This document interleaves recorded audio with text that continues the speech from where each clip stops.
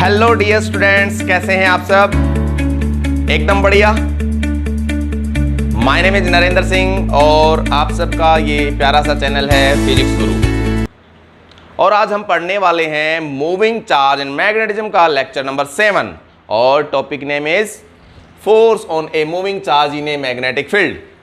Force on a moving charge in a magnetic field. तो copy pen उठाइए, हो जाइए शुरू। Let's start. Force on a moving charge in a magnetic field क्या है, सुनिए ध्यान से। भाई क्या किया, एक करंट कैरिंग कंडक्टर ले लेते हैं जिसके अंदर करंट कितना है, I। करंट कितना हो गया, I। एक यहां पे एक चार्ज लेते हैं Q। चार्ज कितना लिया, Q, और इसका मास है M। ये चार्ज Q है, मास है M, और ये रेस्ट में है। ये क्या है, इसकी वेलोसिटी कितनी है भाई, 0। वेलोसिटी कितनी है, 0।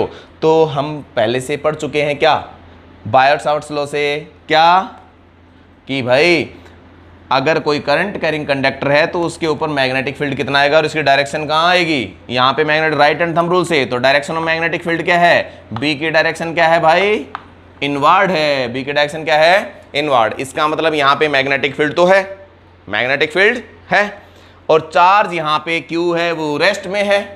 चार्ज यहाँ पे कितना है, रेस्ट में है। इसका मतलब हमने शुरू में देखा कि ये चार्ज रेस्ट में है तो इनके बीच में कोई, इसके ऊपर कोई इफेक्ट नहीं हुआ। ये चार्ज जैसे था वैसे के वैसे रहा, ठीक है, नो इफेक्ट। किसकी वजह से, इसकी वजह से। मैग्नेटिक फील्ड में तो है लेकिन चार्ज रेस्ट में है, इस वजह से इस पे कोई भी फर्क नहीं पड़ा। समझ में आया? फिर क्या किया हमने, इसी करंट कैरिंग कंडक्टर के पास में हमने करंट तो दिया I, तो हमें पता है यहाँ पे मैग्नेटिक फील्ड B, यहाँ पे कर देते हैं मैग्नेटिक फील्ड B है, और ये चार्ज जो Q है और इसका मास M है। हमने क्या किया, अब की बार इसको एक चीज़ दे दी, उस चीज़ का नाम क्या है, वेलोसिटी। एक क्या दे दिया इसको हम, वेलोसिटी। हमने इसको थोड़ा सा दौड़ा दिया, ठीक है। तो अब की बार क्या हुआ कि भाई इसको V वेलोसिटी दी हमने, तो ये चार्ज V वेलोसिटी से अब जाना कहाँ चाहिए था, बिल्कुल सीधा जाना चाहिए था, ऐसे जाना चाहिए था। लेकिन अब की बार क्या हुआ, जैसे इसका पाथ देखा गया कि भाई ये तो ऐसे घूम गया, इस तरीके से मुड़ गया, ये जाना चाहिए था सीधा, और ये ऐसे चला गया। इसका मतलब ये डिफ्लेक्ट हुआ है तो पक्का फोर्स लगा है। क्यों, बिना फोर्स के कोई भी बॉडी है वो अपनी डायरेक्शन चेंज नहीं करती, ये न्यूटन ने बताया है। इसके वजह से इसका मतलब इस पे यहाँ पे कोई फोर्स लगा है, उस फोर्स का नाम हमने क्या दे दिया, Fm, मैग्नेटिक फोर्स। इस फोर्स को क्या दिया हमने नाम, मैग्नेटिक फोर्स। समझ में आया कि नहीं आया, समझ में आ गया? इस फोर्स को जो डिफ्लेक्ट हुआ ना, इस फोर्स का नाम क्या दे दिया हमने, मैग्नेटिक फोर्स। और ये फोर्स क्या होता है, ध्यान से सुनिए, F = Q V cross B। ये फोर्स क्या होता है, F = Q V cross B। इसको हम लिख सकते हैं Fm मैग्नीट्यूड, बोल सकते हैं Q V B sine theta, क्योंकि डायरेक्शन भी तो होगी, फोर्स है तो डायरेक्शन होगी, तो इसका सिर्फ मैग्नीट्यूड लिख दिया। अगर भाई Q V B sine theta, इसके क्या होगे, मैग्नीट्यूड होगा इसका क्या होगा, मैग्नीट्यूड। ये याद कर लेना, Fm = Q V B sign theta, ठीक है। समझ में आया कि नहीं आया? अब देखो ये कैसे, किसकी चीज पे आया, ये फोर्स किस तरीके से मेजरमेंट किया गया। आगे भाई देखो, अगर मैग्नीट्यूड ऑफ चार्ज होगा Q, तो इन्होंने देखा गया कि भाई Q की वैल्यू बढ़ाई, Q की वैल्यू जैसे ही वैल्यू बढ़ाई तो इसका मतलब क्या हुआ, फोर्स बढ़ गया, ये ज्यादा डिफ्लेक्ट हुआ। इसका मतलब Q के ऊपर डायरेक्टली प्रोपोर्शनल, Q पे डिपेंडेंट है, ठीक है। जैसे V की वैल्यू कम रखी तो ये फोर्स क्या था, कम था।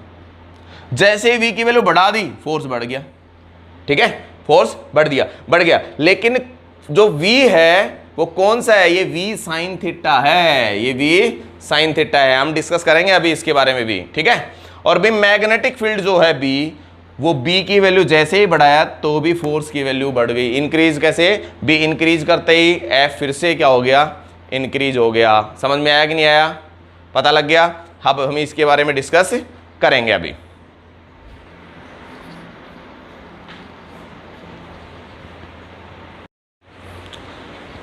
अब देखिए, हमने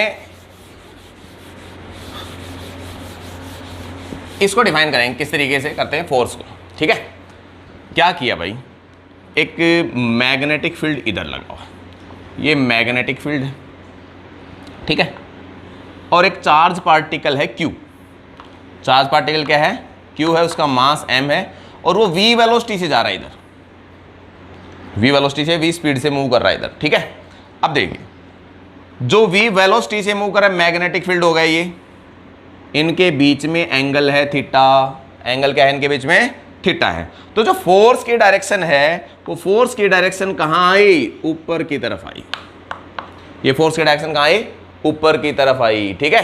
क्यों, क्योंकि क्रॉस मैंने बताया था F इजिकल टू क्या है, QV क्रॉस B।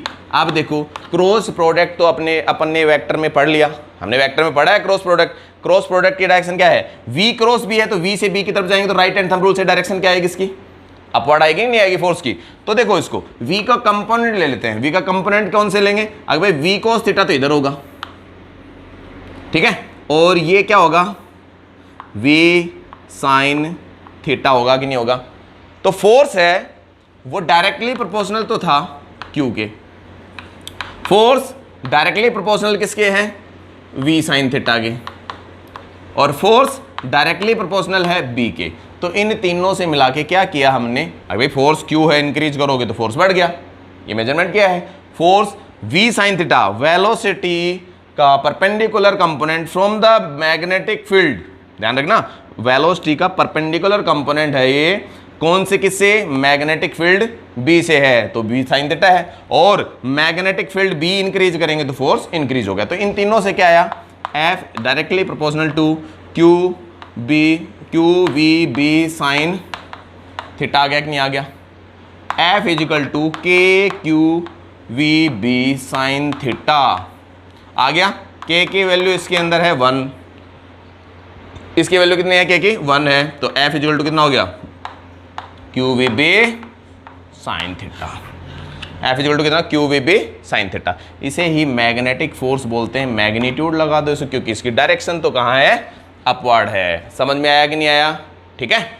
अब एक चीज देखो, आगे भाई क्या किए, आगे भाई फोर्स है QVB sin थीटा के बराबर है, तो फोर्स की वैल्यू किस किस चीज पे डिपेंडेंट है, देखो ध्यान से, फोर्स है उसकी वैल्यू 0 होगी, कब कब होगी, देखो ध्यान से, स्पेशल केस देखिए इसके, फोर्स की वैल्यू 0 होगी कब, first if V is equal to 0, V is equal to 0 means अगर चार्ज पार्टिकल रेस्ट में होगा तो वो सिर्फ और सिर्फ इलेक्ट्रिक फील्ड का सोर्स ही होगा, मैग्नेटिक फोर्स उसके ऊपर 0 होगा, ठीक है, 0 होगा पहला। जब first point, if V is equal to 0 means charge is in rest, ठीक है। Second, B is equal to 0, magnetic field B is equal to 0 means magnetic field जब 0 होगा तो भी उसके ऊपर कोई भी फोर्स नहीं लगेगा। थर्ड पॉइंट, Q 0 हो गया, ठीक है, V 0 हो गया तो Q 0 कर दो, Q 0, तो Q 0 होगा तो मैग्नेटिक फोर्स तो वैसे ही 0 होगा, ठीक है। अगर भाई चार्ज पार्टिकल चार्ज ही नहीं है तो इसका मतलब उसके ऊपर कोई भी न्यूट्रल, मतलब अगर बोले न्यूट्रॉन है, मूव कर रहा है, तो उसके ऊपर कोई भी मैग्नेटिक फोर्स नहीं लगेगा, ठीक है। न्यूट्रॉन है या न्यूट्रल पार्टिकल कोई भी है, न्यूट्रल बॉडी भी है कोई, वो अगर मैग्नेटिक फील्ड में मूव करेगी तो उसके ऊपर कोई फोर्स नहीं लगेगा। तो Q इजिकल टू 0 तो मीन्स न्यूट्रल बॉडी, ठीक है। न्यूट्रल बॉडी के ऊपर चार्ज कितना होता है, 0 होता है, तो इसका मतलब क्या हो गया, चार्ज 0 फोर्स 0। लास्ट, अगर ये तीनों चीजें हो, वेलोसिटी भी हो पार्टिकल के पास, मैग्नेटिक फील्ड के अंदर भी मूव कर रही हो, और उसके पास चार्ज भी हो, फिर भी फोर्स 0 हो सकता है। कब, अगर हम बोल दें कि थीटा इज इक्वल टू 0 और 180 डिग्री, अगर थीटा 0 डिग्री और 180 डिग्री होगा तो भी फोर्स 0 हो सकता है। कैसे, क्योंकि थीटा पे भी डिपेंडेंट है, ठीक है, थीटा पे भी डिपेंडेंट है ये। तो यहां पे देखो, इसका मतलब क्या हुआ, इसका मतलब ये हुआ थीटा किससे बन रहा है भाई, चलो आते हैं थीटा के पास, थीटा बन रहा है मैग्नेटिक फील्ड से। इसका मतलब अगर थीटा 0 कब होगा, parallel to the magnetic field हो तो भी theta 0, opposite to the magnetic field हो तो थीटा 180 डिग्री हो गया। इसका मतलब क्या हो गया, if a charge particle is moving parallel और anti parallel to the magnetic field then the force is zero. बहुत इंपॉर्टेंट चीज है ये। अगर कोई चार्ज पार्टिकल पैरेलल और एंटी पैरेलल मैग्नेटिक फील्ड के मूव कर रहा है तो इसका मतलब उसके ऊपर कोई फोर्स नहीं लगेगा, मैग्नेटिक फोर्स। ठीक है, उसके ऊपर कोई मैग्नेटिक फोर्स नहीं लगेगा। पैरेलल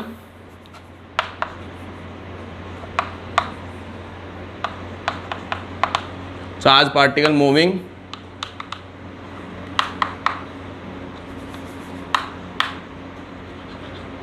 पैरेलल और anti parallel to the magnetic field, magnetic field. समझ में आया कि नहीं है? अगर कोई चार्ज पार्टिकल पैरेलल और एंटी पैरेलल टू द कोई मैग्नेटिक फील्ड के मूव कर रहा है, वी वेलोसिटी सब कुछ है, ठीक है, लेकिन उसके पास थीटा नहीं है, थीटा 0 और 180 डिग्री है, तो इसका मतलब क्या हो गया, उसके ऊपर फोर्स कितना लगेगा, 0 लगेगा। समझ में आया? फटाफट से नोट कीजिए, फिर इसकी डायरेक्शन देखते हैं अपन। हाँ भाई, एक पॉइंट और देखिए, 5th पॉइंट। जब चार्ज पार्टिकल मैग्नेटिक फील्ड के परपेंडिकुलर मूव करे तो क्या होगा। देखिए इधर कि भाई चार्ज पार्टिकल मैग्नेटिक फील्ड के परपेंडिकुलर मतलब थीटा की वैल्यू कितनी, 90 डिग्री। तो theta is equal to 90 degree आ गया। तो देखिए sine theta sine 90 is equal to कितना आएगा, बताओ जल्दी से, 1। साइन 90 की वैल्यू कितनी होगी, 1। तो F M is equal to कितना हो गया, क्यू वी बी। कितना हो गया, क्यू वी बी। मतलब अगर कोई चार्ज पार्टिकल मैग्नेटिक फील्ड के परपेंडिकुलर डायरेक्शन में मूव करेगा तो उस टाइम पे उसके ऊपर मैक्सिमम फोर्स लगेगा। अब नोट कीजिए,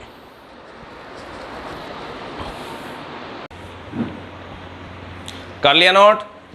अब हम पढ़ेंगे direction of force, magnetic force, कि भाई डायरेक्शन क्या होगी मैग्नेटिक फोर्स की। देखिए इधर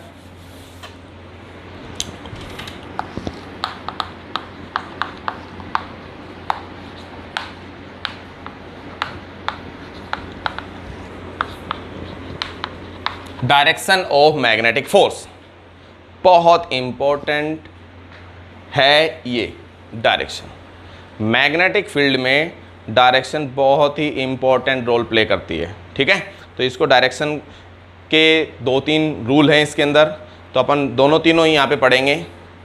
फर्स्ट रूल क्या है, देखो ध्यान से, मैंने अभी थोड़ी देर पहले बताया था। क्या बताया था, तो उससे पहले एक छोटी सी चीज़ जान लो इसके अंदर। क्या हमें ये पता है क्या कि भाई अगर क्यू चार्ज इधर वी वेलोसिटी से मूव कर रहा है तो एक बात बताइए, डायरेक्शन ऑफ करंट क्या होगी, यही डायरेक्शन ऑफ करंट होगी इसके अंदर। जहां पॉजिटिव चार्ज मूव करता है जिस डायरेक्शन में, वो ही डायरेक्शन ऑफ करंट होती है। होती कि नहीं होती? और मैं बोलूं, अगर मैं बोलता हूं यहां पे अगर ये माइनस क्यू चार्ज इधर वी वेलोसिटी से मूव कर रहा है तो इसका मतलब डायरेक्शन ऑफ करंट क्या होगी, opposite to the motion of negative charge. ठीक है, तो इसका मतलब डायरेक्शन ऑफ करंट अब की बार क्या होगी, ये होगी। ये याद रखना, ठीक है। पॉजिटिव चार्ज के डायरेक्शन में, क्योंकि इसमें जो अपन ने वेलोसिटी ली है वो पॉजिटिव चार्ज की वेलोसिटी ली है, तो नेगेटिव चार्ज आएगा, मोशन करेगा, इलेक्ट्रॉन मोशन करेगा, क्योंकि इलेक्ट्रॉन पे चार्ज नेगेटिव होता है, तो हम उसकी डायरेक्शन अपोजिट लेंगे। ध्यान रखना इस बात का, फोर्स की डायरेक्शन चेंज हो जाती है, क्यू की डायरेक्शन चेंज होती है। ठीक है, देखिए इधर कि भाई अब आते हैं दोबारा से डायरेक्शन ऑफ मैग्नेटिक फोर्स। तो डायरेक्शन ऑफ मैग्नेटिक फोर्स के लिए फर्स्ट रूल है, राइट हैंड थंब रूल बोल सकते हैं, ठीक है, क्रॉस प्रोडक्ट से बोल सकते हैं, ठीक है, और कॉर्क स्क्रू रूल भी बोलते हैं।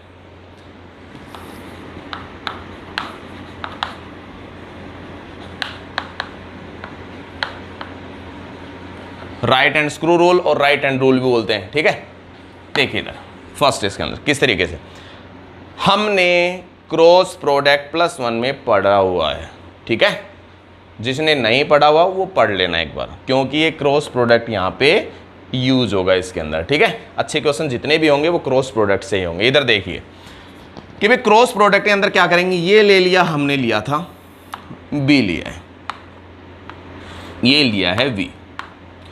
अब सुनो, अगर वी से बी की तरफ जाते हैं, ध्यान सुनो, वी से बी, ये दोनों एक दूसरे के प्लेन में, ये वी और बी एक प्लेन में है, वी और बी क्या है, प्लेन में, तो फोर्स की डायरेक्शन क्या आई थी, अपवर्ड, यह था। आया था नहीं आया था? और इसे लिख सकते Q V cross B, V से बी की तरफ गए हैं, ध्यान रखना, वी से बी की तरफ। और इस पे कौन सा चार्ज था? ये चार्ज कैसा था? ये पॉजिटिव प्लस क्यू चार्ज था, ये मूव इधर कर रहा है ना वी वेलोसिटी से, ये प्लस क्यू चार्ज था, ठीक है। तो इसके अंदर राइट हैंड थंब रूल देखो, हमने राइट हैंड थंब रूल से क्या करते थे? वी क्रॉस बी, क्यों? क्योंकि इसके अंदर एक हमने वी से और बी की तरफ जा रहे हैं, तो वी से बी की तरफ जाएंगे, देखो वी से बी की तरफ, तो थंब कहाँ आ रहा है? अपवर्ड। और इसी में हम कर देते कि भाई ये करें, आगे बी तो इधर ही रख लेते हैं, वी भी इधर ही रख लेते हैं। अब की बार बी से वी की तरफ आ रहे हैं, बी से वी की तरफ आ रहे हैं। अब की बार क्या करें? देखो बी से वी की तरफ, डायरेक्शन क्या होगी बताओ? चेंज होगी ना, तो ये क्या होगी? इसकी फोर्स की डायरेक्शन होती, ठीक है, फोर्स की डायरेक्शन। समझ में आया कि नहीं आया? तो ये क्या हो गया? क्यू वी क्रॉस बी, ये माइनस के बराबर होगी कि नहीं होगी? भाई इसके अंदर अगर पॉजिटिव डायरेक्शन लिए तो इसमें क्या लिखोगे तुम? Negative, negative force.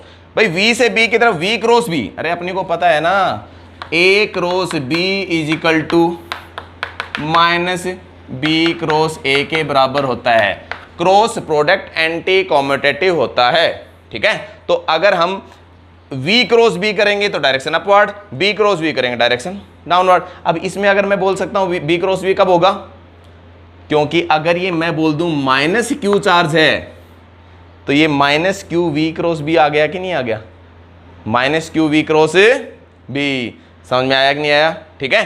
तो राइट हैंड थंब रूल बोल दो स्क्रू रूल। अब स्क्रू रूल कैसे बोला गया? स्क्रू रूल इसलिए बोला गया क्योंकि हमने अगर कोई स्क्रू को टाइट करें तो टाइट करेंगे, ऐसे घुमाएंगे, देखो टाइट किया, अपने स्क्रू को टाइट करना है, देखो तो हमने क्या किया? ऐसे टाइट किया, तो वो कहाँ गया? अंदर गया, स्क्रू को टाइट किया। अब देखो स्क्रू को टाइट किया है तो इसके अंदर क्या हुआ? V से B, देखो ऐसे है ये। अब देखो V तो इधर है, V कहाँ है? देखो V इधर है और B इधर है, और हम टाइट करें तो V से यहाँ V था और यहाँ B है। दोबारा से देखिए इधर, भाई ये देखो ये ऐसे है, ये प्लेन है, ये ठीक है, ये प्लेन है, यहाँ V था वहाँ B था, तो हम कहाँ जा रहे हैं? V से B की तरफ। तो हम क्या करें? टाइट करेंगे, टाइट करेंगे, स्क्रू कहाँ जाएगा? अपवर्ड जाएगा, नहीं जाएगा। और अगर जैसे स्क्रू को ऐसे B से V की तरफ आएंगे, स्क्रू कहाँ आएगा? नीचे आएगा। इसका मतलब क्या हो गया? डायरेक्शन फोर्स की देगा कि नहीं देगा? ठीक है। तो राइट हैंड थंब रूल बोल दो या स्क्रू रूल बोल दो इसको, ठीक है, एक ही बात है। समझ में आ गया? नोट कीजिए इसको। अब देखिए इस दूसरा और देखो, सेकंड जो रूल है वो है फ्लेमिंग लेफ्ट हैंड रूल।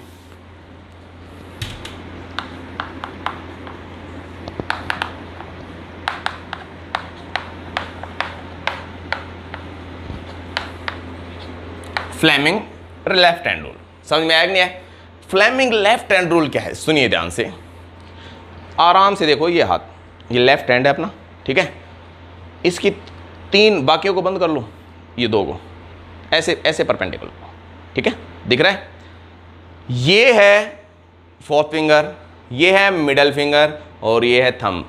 अगर मिडल फिंगर, फोर्थ फिंगर और थंब को म्यूचुअली परपेंडिकुलर रखते हैं, स्ट्रेच कर लिए म्यूचुअली परपेंडिकुलर, ये इससे परपेंडिकुलर है, ये इससे, तीनों परपेंडिकुलर म्यूचुअली परपेंडिकुलर है। समझ में आया कि नहीं है? तो पहले बनाते हैं ये, तो ये तो लिया हमने फर्स्ट फिंगर,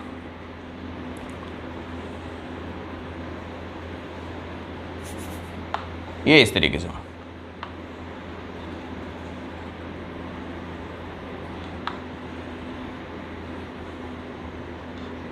बुरा बना होगा बहुत ज़्यादा, इतना अच्छा नहीं बना है ये, ठीक है, मुझे माफ़ करना ये बनाने के लिए, ठीक है, बहुत ज़्यादा अच्छा नहीं बना होगा, ठीक है, काम चल जाएगा ना। ठीक है, इधर देखिए, ये है fourth finger, fourth finger, fourth finger, ये है मिडल फिंगर, देखो ये फोर्थ फिंगर,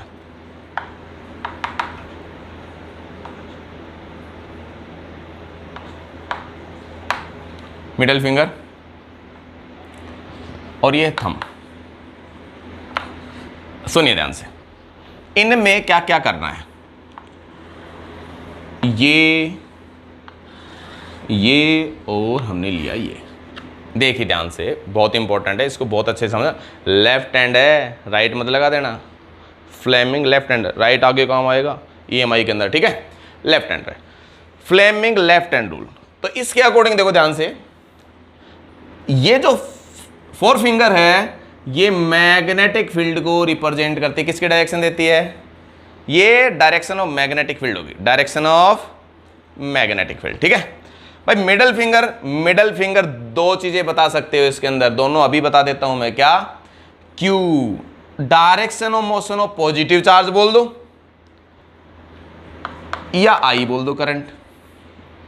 एक ही बात है ना, direction of motion of positive charge बोल दो या डायरेक्शन ऑफ करंट, एक ही तो बात है।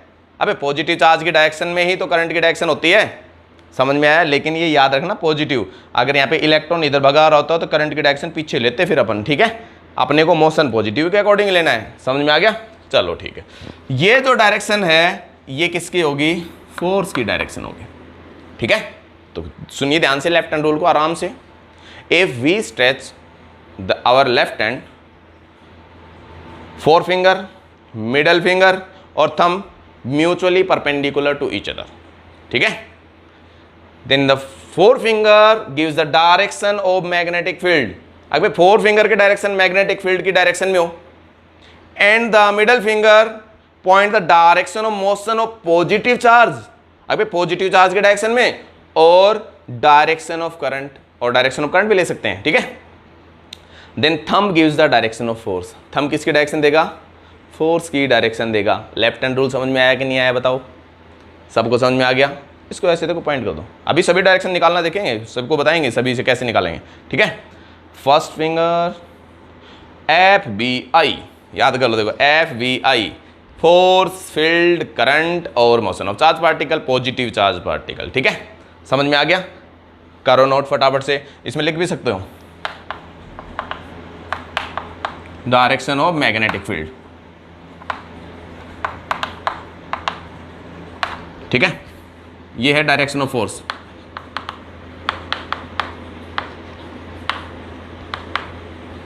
और ये क्या है भाई? डायरेक्शन ऑफ करंट बोल सकते हो,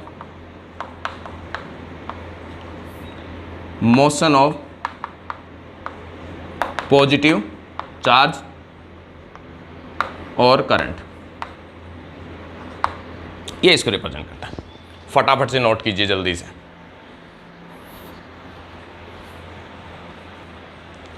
अब आता है हमारा राइट हैंड पाम रूल। मतलब इसमें कोई भी एक लगाओगे काम चल जाएगा, लेकिन पढ़ने तो तीनों जरूरी है ना भाई, है ना। किसी एक से काम चलने वाला था अपना, लेकिन पढ़ने तो सारे पढ़ेंगे, ठीक है।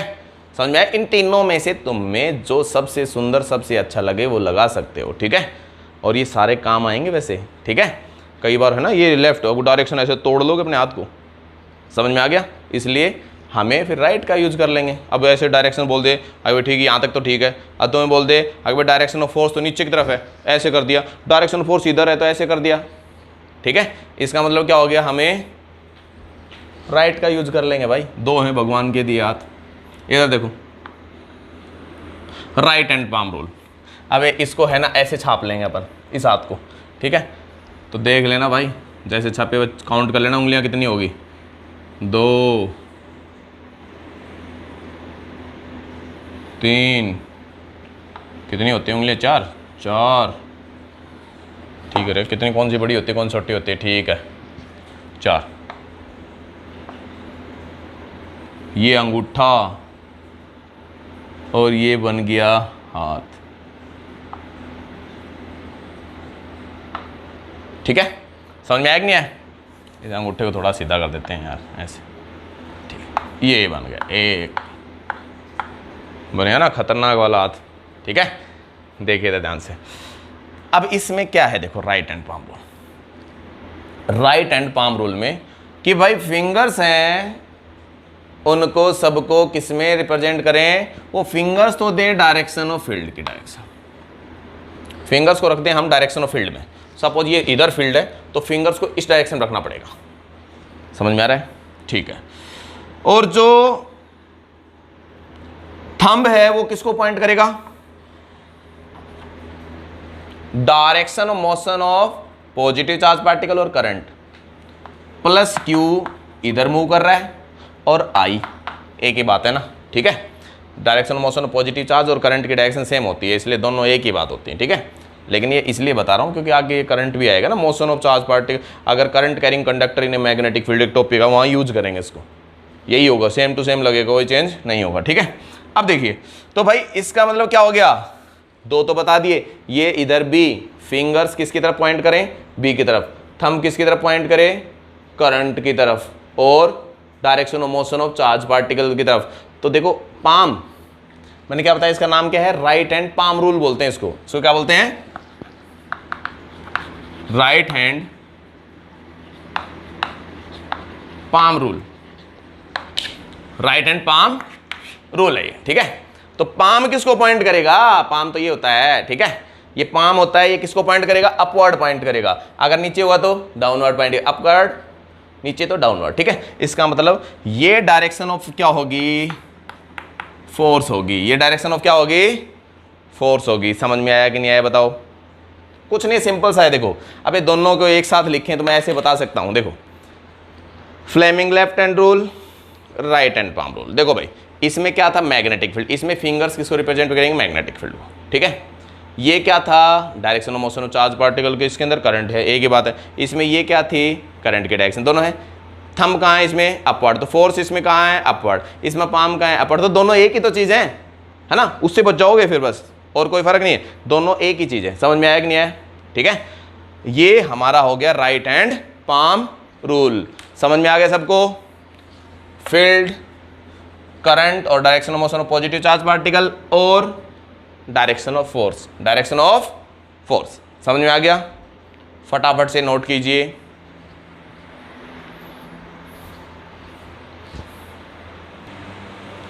अब करते हैं इस पे डायरेक्शन पे बेस्ड कुछ क्वेश्चन करते हैं, तो होते हैं शुरू। देखिए इधर कुछ इसके डायरेक्शन बेस्ड क्वेश्चन कैसे करते हैं, देखिए अच्छे से यहाँ पे लगाना सीखना है हमें, ठीक है। तो डायरेक्शन बेस्ड कैसे क्वेश्चन करेंगे, सुनिए इधर कि भाई हमने क्या किया, ये लिया मैग्नेटिक फील्ड, अब क्रॉस का मतलब क्या, इनवर्ड, डॉट का मतलब क्या, आउटवर्ड। समझ में आया कि नहीं आया, समझ में आ गया। इधर देखिए एक चार्ज लिया, ये सारे मतलब मैग्नेटिक फील्ड जो भी है वो इनवर्ड है, याद रहे मैग्नेटिक फील्ड भी क्या है, इनवर्ड है, ठीक है। ये चार्ज है क्यू, ये v वेलोसिटी से चला इधर, इधर v वेलोसिटी जा रहा है। अबे डायरेक्शन ऑफ फोर्स किधर होगी भाई, जैसे मैग्नेटिक फील्ड में एंटर करेगा, यहां से मैग्नेटिक फील्ड में एंटर करना शुरू होगा, वहीं पे इसमें मैग्नेटिक फोर्स लगना स्टार्ट हो जाएगा। तो इसका मतलब क्या हुआ, इसके अंदर डायरेक्शन कहां भाई, फोर्स के डायरेक्शन कहां। चलो अपने पास तीन हथियार हैं, चाहे v क्रॉस b लगा लो, चाहे कुछ अपन फ्लेमिंग लेफ्ट हैंड रूल लगाएं, या राइट हैंड पाम रूल लगाएं। देखिए इधर लेफ्ट हैंड रूल लगाते हैं, फ्लेमिंग लेफ्ट हैंड रूल। देखिए मैंने बताया था क्या, इस उंगली को फील्ड की डायरेक्शन में लेके जाओ, तो सबसे पहले फील्ड कहाँ, इनवर्ड, इनवर्ड। अब दूसरी किसकी उंगली की बारी, फोर्स निकालना है, तो दूसरी उंगली कौन सी है, ये थी। इसको किस डायरेक्शन में रखना है हमें भाई, इसको उस डायरेक्शन में रखना जहां पॉजिटिव चार्ज का मोशन हो। तो भाई मोशन तो इधर ही है ना, देखो मोशन तो किधर है, इधर ही है। इसका मतलब देखो थंब कहाँ चला, अपवर्ड चला, है ना, थंब कहाँ चला, अपवर्ड। तो थंब की डायरेक्शन कहाँ होगी भाई, अपवर्ड। तो ये क्या हो गया, मैग्नेटिक फोर्स की डायरेक्शन कहाँ होगी यहाँ पे, अपवर्ड। समझ में आया कि नहीं आया। देखो कुछ नहीं किया, सबसे पहले इसको फील्ड को अरेंज करो, कर दिया। दोबारा किसकी बारी भाई, मोशन ऑफ चार्ज पार्टिकल की और डायरेक्शन ऑफ करंट की, है ना, इसको फिट किया। फिर थंब कहाँ आया, अपने आप आ जाएगा, दो को एडजस्ट करते ही तीसरा अपने आप आ जाएगा। समझ में आया कि नहीं आया। चलो एक और करते हैं, इधर देखिए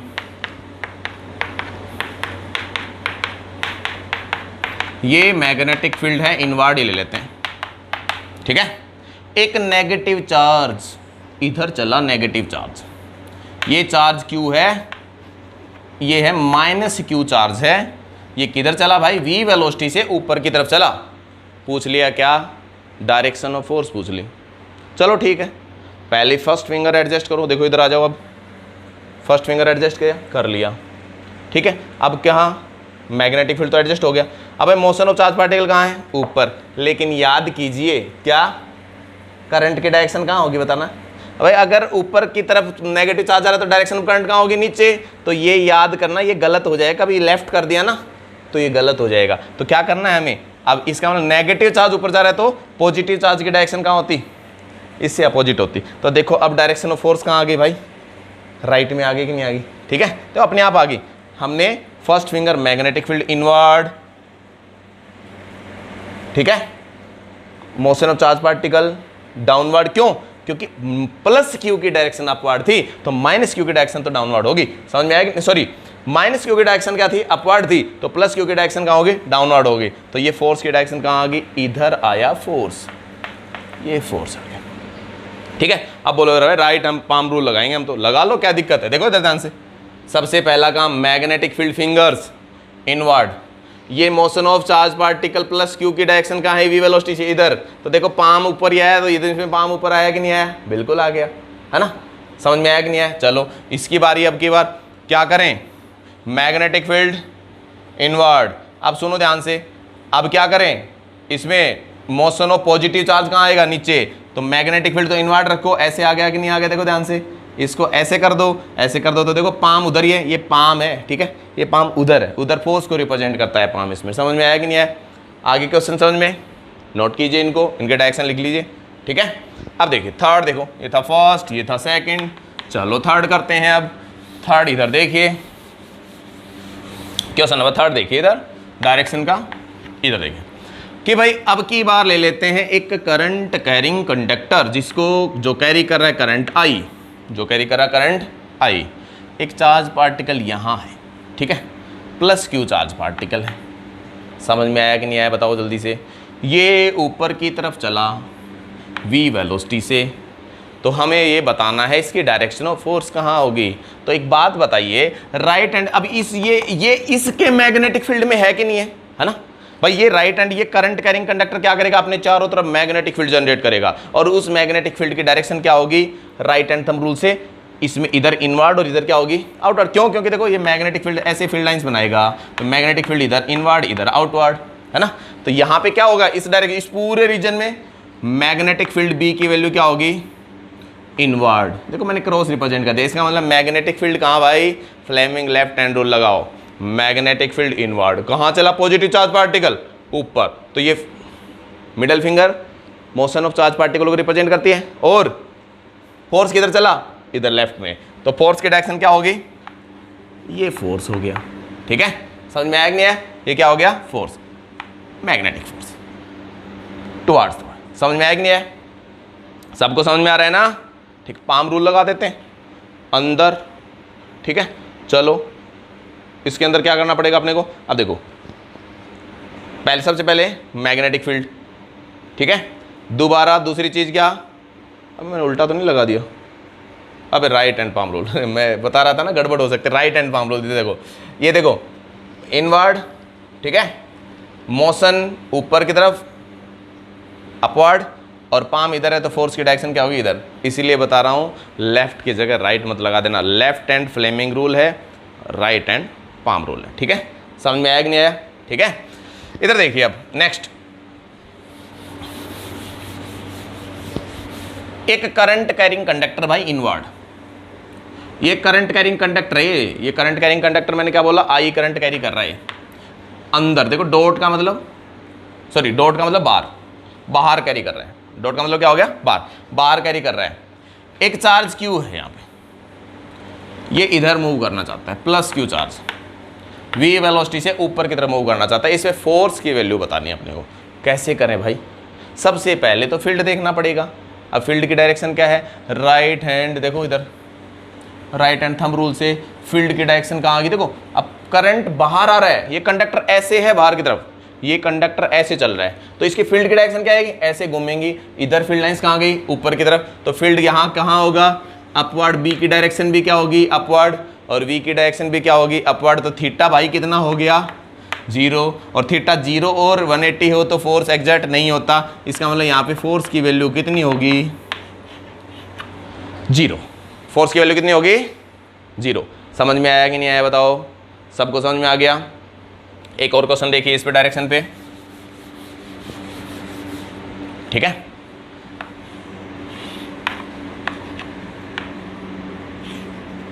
एक्स एक्सिस है, वाई एक्सिस है, जेड एक्सिस है, ठीक है।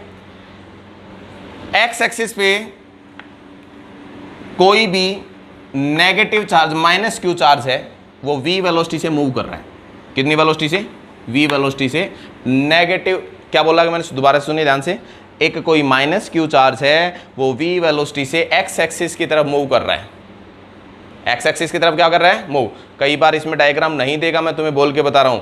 If A minus Q charge moving towards the x axis and the magnetic field is acting positive y axis, तो b की डायरेक्शन कहां है? ये होगी कि नहीं होगी? Find the direction of force. Force की डायरेक्शन, चलो अपना उंगलियां खोल लो, ठीक है। अब देखो, सबसे पहले मैग्नेटिक फील्ड, सबसे पहले मैग्नेटिक फील्ड में एडजस्ट कर दो। कर दिया, हो गया एडजस्ट, कोई दिक्कत नहीं है। ये देखो, ये जेड एक्सिस अपवर्ड है, बाहर ऐसे आ रही है, इधर कर दिया। अब एक बात बताओ, ये माइनस क्यू चार्ज है तो इसका मतलब ये मोशन कर देता तो मैं गलत हो जाता ना, क्यों? क्योंकि माइनस क्यू चार्ज इधर मूव कर रहा है तो करंट की डायरेक्शन तो इधर होनी है। तो करंट की डायरेक्शन कहाँ करे? अपोजिट कर दिया, है ना, अपोजिट कर दिया। अब थंब किधर चला रहे? Inward. Then the direction of force F M is equal to is along minus Z axis, याद रखना, है ना। कहाँ? इनवर्ड। ये माइनस जेड एक्सिस, ये फोर्स होगा। ये क्या हो गया? फोर्स। ये फोर्स अंदर है, याद रखना। देखो फिर से कर देता हूं। मैग्नेटिक फील्ड ऊपर था, कोई दिक्कत नहीं। ये माइनस क्यू इलेक्ट्रॉन होता है या माइनस क्यू चार्ज इधर मूव कर रहा है तो करंट की डायरेक्शन इससे अपोजिट होगी, है ना। फोर्स कहाँ? इनवर्ड। तो अगर बाहर जेड एक्सिस प्लस है तो अंदर माइनस जेड एक्सिस आएगा कि नहीं आएगा? समझ में आ गया? डायरेक्शन समझ में आ गई फोर्स की, ठीक है। अच्छे समझ में आ गई सबको? नोट कीजिए।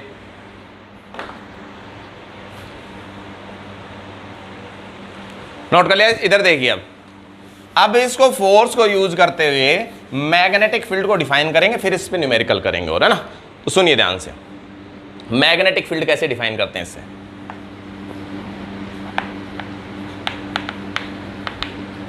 कि डेफिनेशन भी और मैग्नेटिक फील्ड की यूनिट भी और उसकी वैल्यू भी कैसे निकालते हैं। इधर देखिए, फोर्स को यूज करते हैं। भाई फोर्स है फिजिकल टू क्या आया था? Q V B sine theta. ये मैग्नीट्यूड है बेटा ना, ये एफ, ये यहाँ पे क्या है? मैग्नीट्यूड है फोर्स का। समझ में आ गया? अब इधर देखिए, बी की वैल्यू कितनी आई भाई? F upon Q V sine theta. F equal to क्या होता है? Q V sine theta. ये मैग्नेटिक फील्ड हुआ कि नहीं हुआ रे? ये मैग्नेटिक फील्ड हो गया, ये बी तो हुआ मैग्नेटिक फील्ड। तो मैग्नेटिक फील्ड की ऐसा यूनिट क्या होता है? टेस्ला। तो मैं बोलूं 1 टेस्ला को डिफाइन करे भाई, 1 टेस्ला। तो 1 टेस्ला कैसे डिफाइन करें? मैग्नीट्यूड बी, इसकी यूनिट और इसका डायमेंशनल फॉर्मूला इसी से डिफाइन किया जाता है, ठीक है। तो इधर देखो, बी की value F upon Q V sine theta आ गई कि नहीं आ गई?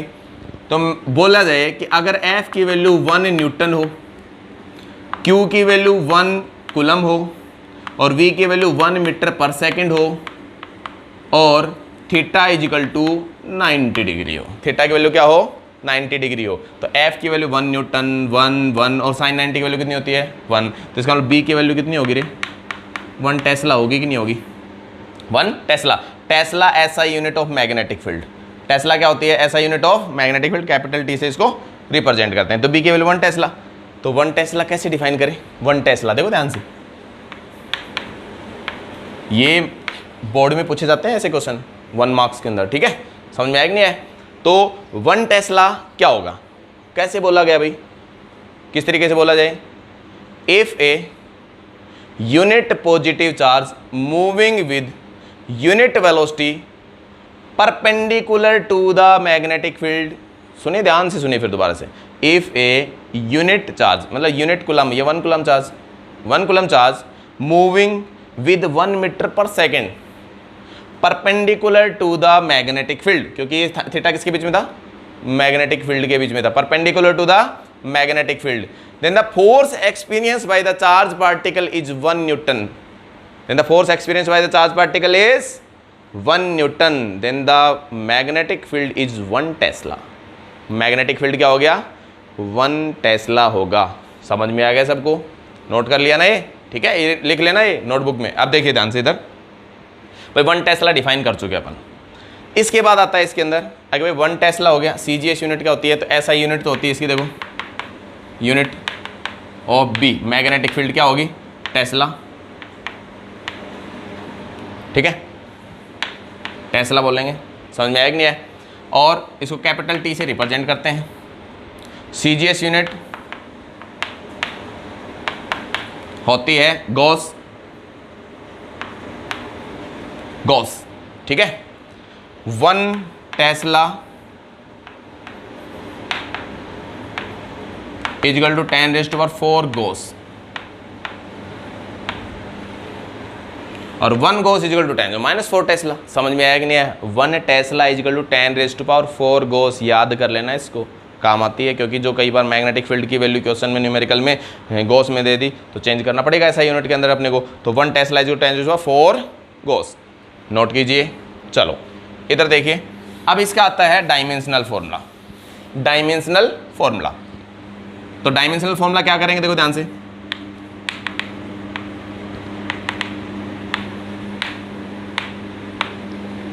फॉर B, ठीक है, B का डायमेंशनल फॉर्मूला वही है, F is equal to QVB sine theta, B is equal to F upon QV sine theta, ठीक है भाई। फोर्स का dimension formula M1 L1 T-2, अब Q का होता है 80, कैसे, I is equal to Q/T, Q is equal to IT, I क्या होती है, फंडामेंटल यूनिट होती है, I की करंट की एम्पियर होती है, T की सेकंड होती है, तो मैं 80 लिख दूं क्योंकि 80, V की L1 T-1 और साइन थीटा डायमेंशन लेस होता है। तो इधर देखिए B इजिकल टू कितना आ गया भाई, अब देखो L1 से L1 कट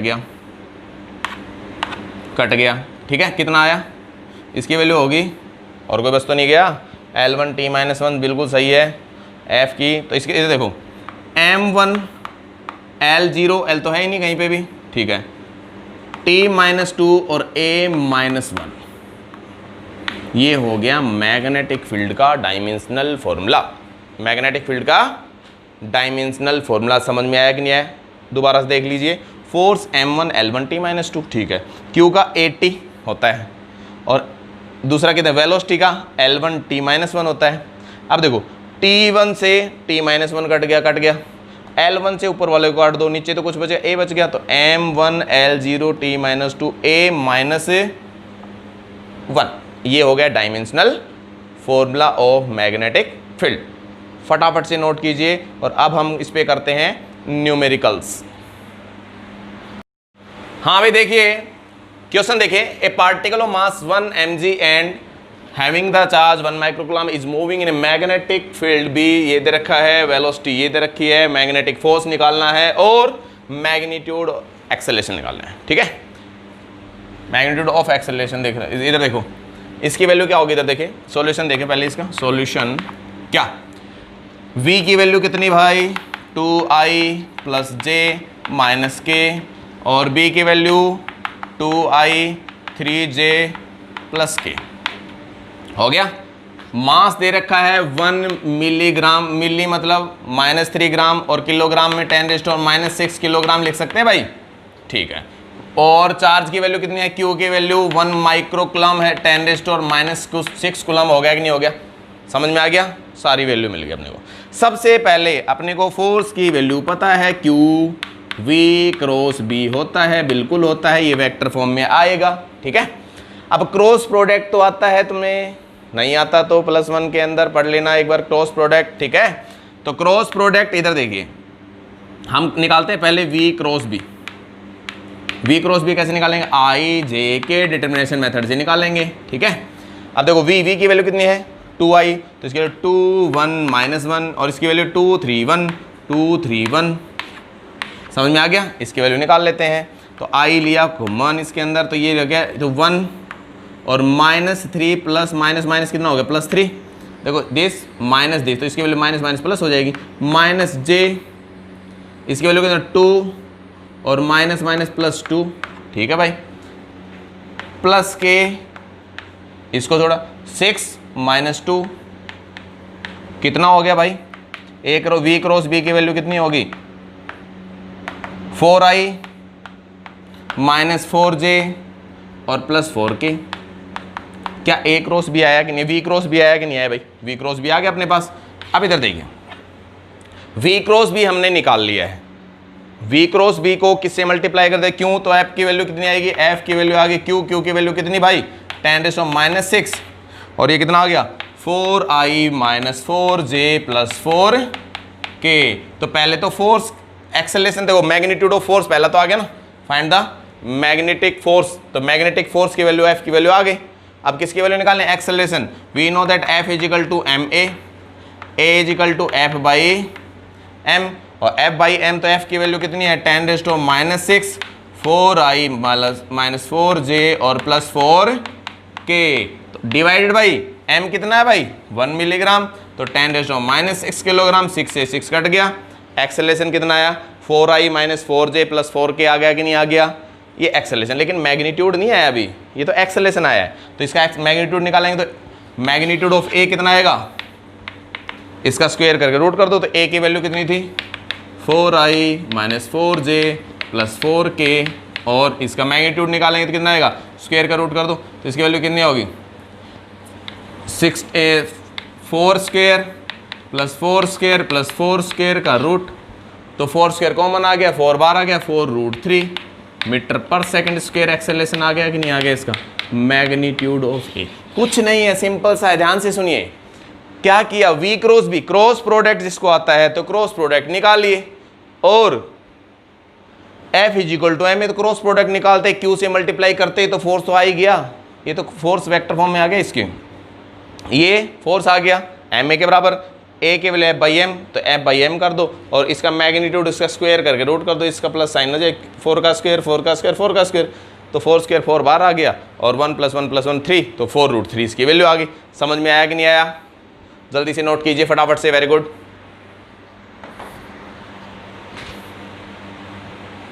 हाँ भाई, नेक्स्ट क्वेश्चन देखिए, question number 2, A particle is moving in a magnetic field b 3i + 4j Tesla and acceleration of particle is a = λi + 3j metre per second square, find the value of lambda. Lambda की value क्या होगी, अब सुनिए ध्यान से भाई, b और a दे दिया अब की बार तो, है ना, तो इसका ऐसा तो कोई रिलेशन है ही नहीं। अब क्या याद करें, डॉट प्रोडक्ट की प्रॉपर्टी याद करो, ठीक है, कैसे, अब हमें पता है कि भाई फोर्स है वो वेलोसिटी के और मैग्नेटिक फील्ड के परपेंडिकुलर था कि नहीं था, बताओ जल्दी से। Force is F is perpendicular to B and और B as well as V। F perpendicular किसके है, F परपेंडिकुलर टू B, और ये लिख सकते हो F परपेंडिकुलर टू V, ये भी लिख सकते हो ना, दोनों एक ही बात है। अबे ये फोर्स है, ये क्रॉस प्रोडक्ट में क्या करते थे कि दो वेक्टर अगर प्लेन में है तो उन दोनों का क्रॉस प्रोडक्ट या तो अपवर्ड होगा प्लेन के, उस प्लेन में लाई नहीं करेगा, उससे अपवर्ड या डाउनवर्ड प्लेन में लाई करेगा कि नहीं करेगा, करता है। तो फोर्स यही तो था, थीटा ये था कि नहीं था, V क्रॉस B किया था, है ना, समझ में आया कि नहीं है। अब इसका मतलब क्या हो गया, इसका मतलब F परपेंडिकुलर टू B है और F परपेंडिकुलर टू V है, समझ में आया कि नहीं आया, ठीक है। इसका मतलब क्या हो गया, इससे लो F परपेंडिकुलर टू B है तो अपने को ये पता है F = ma, तो अगर F परपेंडिकुलर टू B है तो A भी परपेंडिकुलर टू क्या हो गया, B हो गया, समझ में आया कि नहीं आया। अबे देखो फोर्स, इधर फोर्स लगे उधर तो एक्सेलरेशन जाएगा, इधर फोर्स मतलब इधर ही एक्सेलरेशन। अगर फोर्स परपेंडिकुलर टू B है तो A भी परपेंडिकुलर टू क्या होगा, मैग्नेटिक फील्ड होगा, समझ में आया कि नहीं आया। और एक प्रॉपर्टी होती है डॉट प्रोडक्ट की, क्या, अगर कोई भी दो वेक्टर परपेंडिकुलर होंगे तो उनका डॉट प्रोडक्ट हमेशा ही 0 होगा।